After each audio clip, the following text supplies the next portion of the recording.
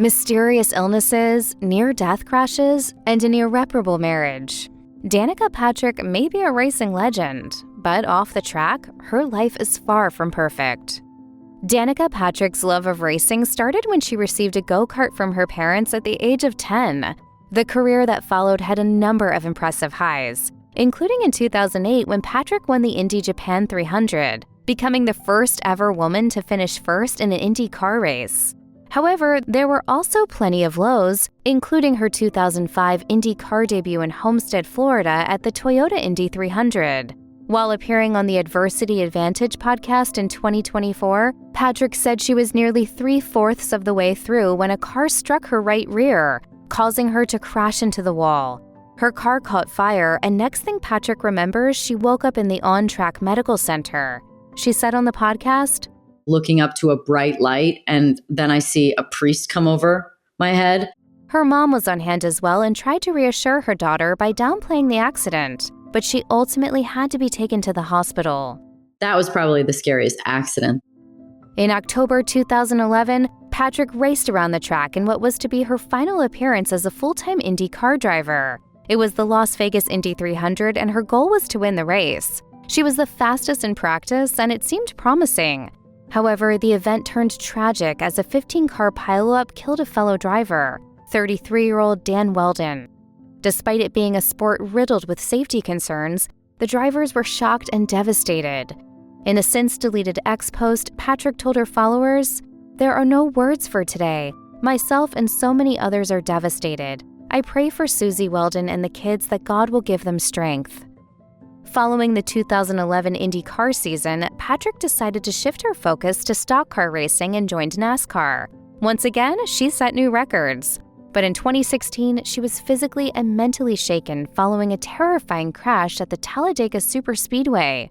It was close to the final lap when Patrick was hit from behind, causing her to lose control and hit the car in front of her before slamming into the backstretch wall. Fans watched as her vehicle burst into flames before she was able to get out and make it to a nearby ambulance. Patrick reckoned the car was going near full speed as the accident occurred. She told USA Today, "There was fire inside the car. It kind of knocked the breath out of me a little bit." Thankfully, X-rays showed no serious injuries, but Patrick said her chest hurt while breathing and that her arm and foot were severely bruised. It was late 2017 when Patrick decided she was ready to stop racing. But rather than simply retire on the spot, she vowed to end her career by competing in two major races in 2018, the Daytona 500 and Indianapolis 500. Unfortunately, her lofty ambitions didn't pan out the way she wanted them to. First up was the Daytona 500, in which Patrick crashed and finished in 35th place. Then came the Indianapolis 500, which didn't go much better. Yet again, Patrick crashed out of the competition, this time finishing in 30th place.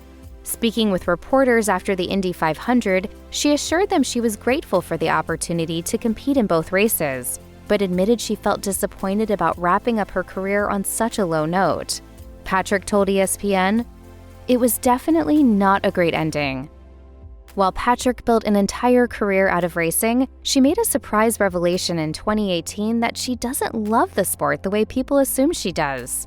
During an appearance on the Joe Rogan Experience, Patrick said she stepped away from driving because it was taking a toll on her mental health and overall happiness.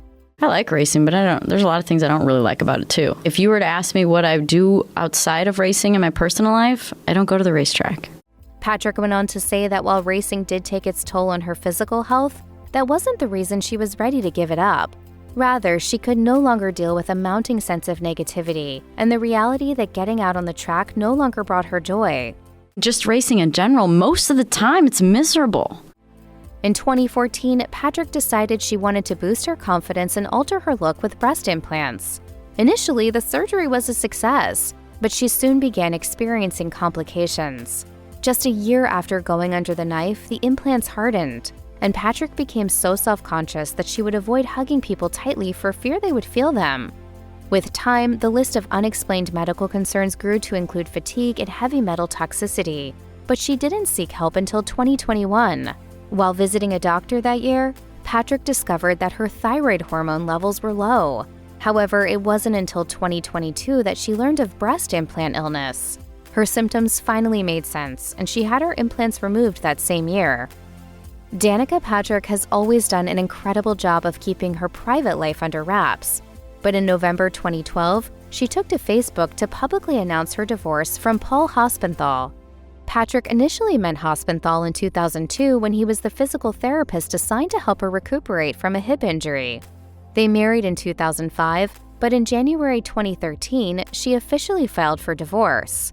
Patrick claimed in court documents that her marriage was irretrievably broken. She's since moved on, dating and later splitting from NFL star Aaron Rodgers and others. But as she told Fox News in 2022, her love life has been far from picture perfect. She especially disliked the fact that she was single as she turned 40 that year, saying, "To sort of step into my next decade alone was like, wow, okay, that kid ship might be sailing." There were some of those feelings of sadness in a way,